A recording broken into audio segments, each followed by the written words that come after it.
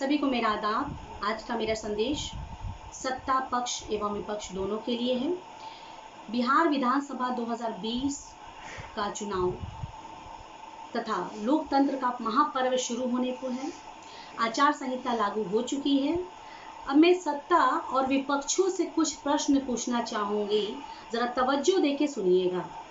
सत्ता से सबसे पहले मैं पूछना चाहूंगी कि श्रीमान, आपने अपने 15 वर्षों के कार्यकाल में, यानी कि 3 टेन्योर में, आपने बिहार के विकास के साथ साथ अधिवक्ताओं के विकास के लिए आपने क्या कदम बढ़ाए?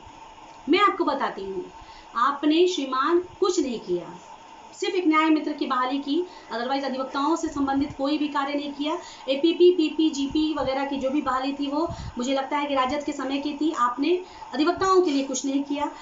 दूसरी चीज, मानिए सुप्रीम कोर्ट का डायरेक्शन था कि सभी वकालत खानों में भवन का निर्माण किया जाए, उनसे संबंधित सारी जरूरतें, शौचालय, शुद्ध जल, कैंटीन वगैरह की, पुस्तकालय वगैरह की व्यवस्था गवर्नमेंट को करने का आदेश दिया गया था। लेकिन श्रीमान, आपने उस पर भी कोई तवज्जो नहीं दिया। एडवोकेट प्रोटेक्शन एक्ट की मांग आज नहीं, बरसों से चली आ रही है। मैंने भी कई पत्र आपको लिखे हैं। श्रीमान, कितने जिला विधिक संघों से आपको एडवोकेट प्रोटेक्शन एक्ट की मांग के लिए कहा गया? ना तो आपने एडवोकेट प्रोटेक्शन एक्ट की बात की, ना कहीं कुछ कर। आपने एक कान से सुना और उसी समय दूसरे कान से निकाल दिया।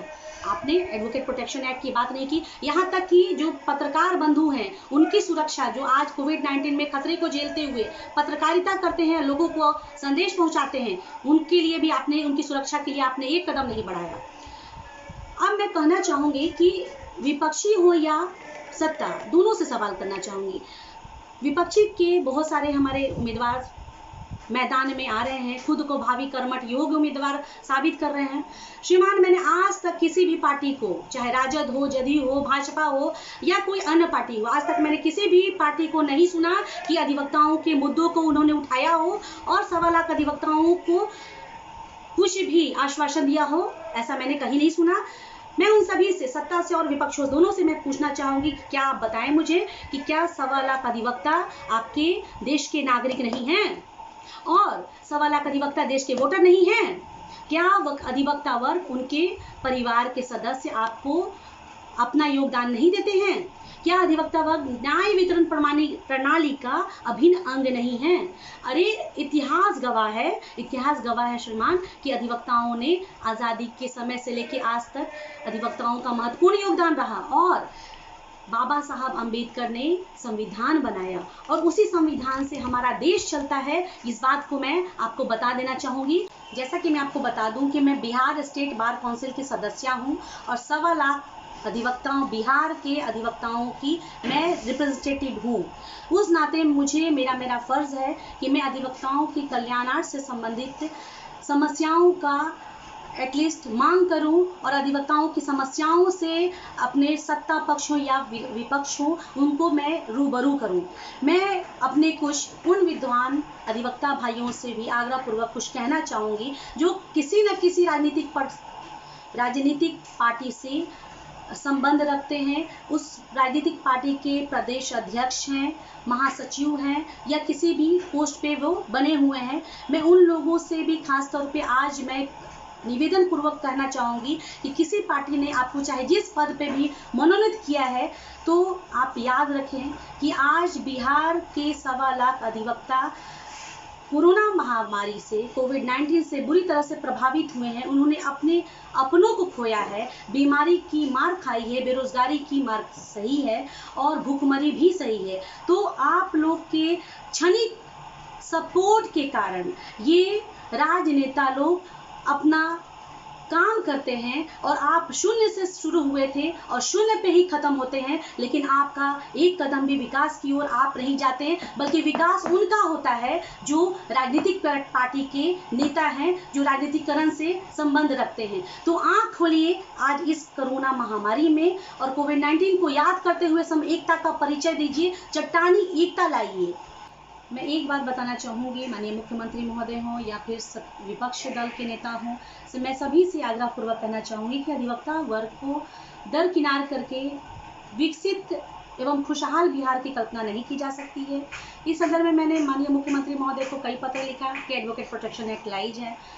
विभिन्न जिलों से कई आवेदन आए, एडवोकेट प्रोटेक्शन की मांग की गई, उसके संदर्भ में धरना प्रदर्शन, विरोध प्रदर्शन कई जिलों से किया गया, लेकिन श्रीमान ने इस इशू पे कभी भी अटेंशन ड्रॉ नहीं किया। ये हम सभी का दुर्भाग्य है।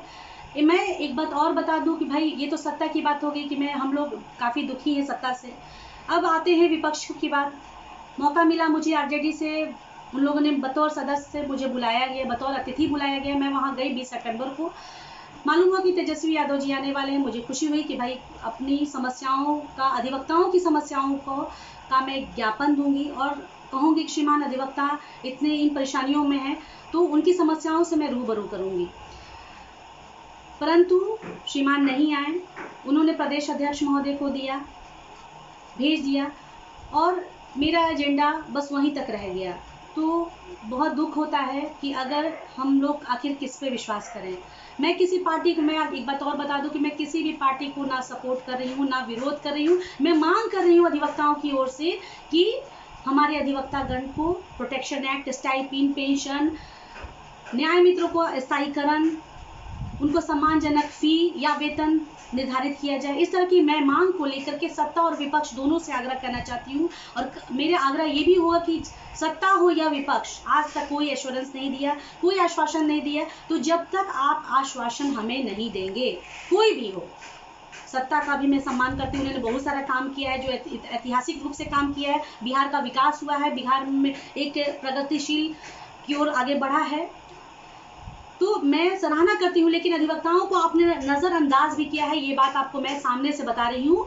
और प्रतिपक्षों से भी मैं उम्मीद करती हूँ कि आप लोग होनहार होने का खुद तो दावा करते हैं, परंतु एक वर्ग को आप भी छोड़ रहे हैं। आज तक कभी भी आपने आवाज़ नहीं उठाई है अधिवक्ताओं की परेशानियों को, उनकी समस्याओं को सुनने समझने का आप लोग के पास समय नहीं है। तो आप ये कैसे उम्मीद कर सकते हैं कि बिहार के 1.25 लाख अधिवक्ता आपको न्याय देंगे? क्योंकि जब आप उनके साथ न्याय नहीं कर सकते हैं, आपकी इच्छा शक्ति नहीं है सुनने की, उनकी समस्याओं का, उनकी समस्याओं से रूबरू आप होना नहीं चाहते हैं, तो हम बिहार के 1.25 लाख अधिवक्ता आप पे कैसे यकीन करें?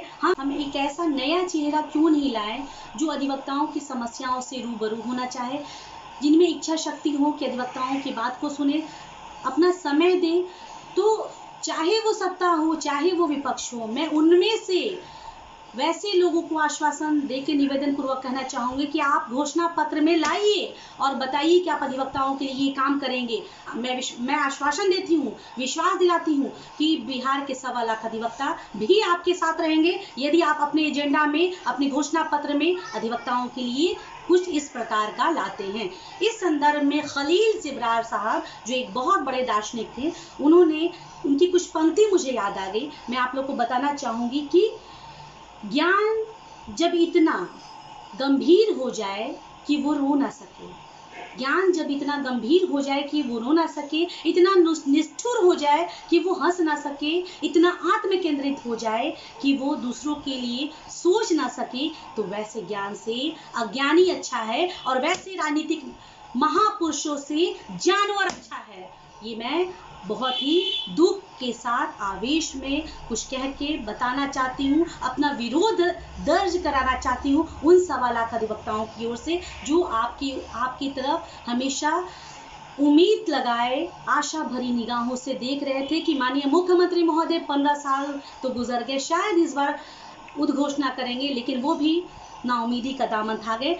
अब मैं अपने उन अधिवक्ता भाइयों के बारे में कहना चाहूँगी जो किसी न किसी राजनीतिक दल, राजनीतिक पार्टी से प्रदेश अध्यक्ष, उपाध्यक्ष, महासचिव के पद पर मनोनीत हैं एवं उस पार्टी के समर्थक बने हुए हैं।